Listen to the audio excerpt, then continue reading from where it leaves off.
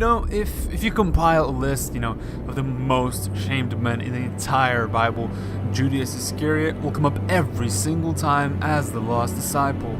The man who stood with Jesus, the man who walked with Jesus, the man who praised Jesus, the man who, sat at the very table of communion with Jesus, fell short in the most important category, abiding to Jesus. Even more so, he sold and betrayed Jesus for cheap in the form of a beggar, because nothing can be considered expensive when you line up his grace that you can't measure to your currency of pleasure which you only seem to ever treasure. Please don't tell me about Judas. When you're using media to vent about everything wrong in this society with non-stop anxiety. Have you forgotten your creator who designed the equator, holds it all in the palm of his hand? You still a Judas and a betrayer? Is there a misunderstanding? Shall I be your translator? Please don't tell me about Judas, because you're altering the true purpose of a church.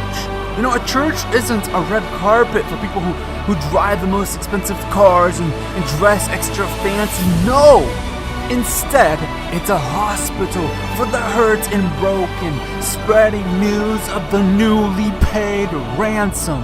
Please don't tell me about Judas, because sometimes after staring at your screen lustfully, you enjoy a few seconds of pleasure, when you straight deal away Jesus, putting yourself in the court of custody.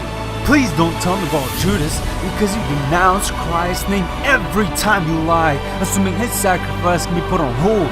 But you forget to remind yourself that your time here on planet Earth isn't self-control. Please don't tell me about Judas when you're cheaply using God's name in vain, as profane when you hear news of war across the pond in North Korea, Spain, and the Crimea of Ukraine. Let's first look inward at the hypocritical war between the spirit and the flesh, the back and forth battle against sex, alcohol, parties, and the occasional overdose of pills of which you can't restrain, that weren't made for your type of inhuman pain.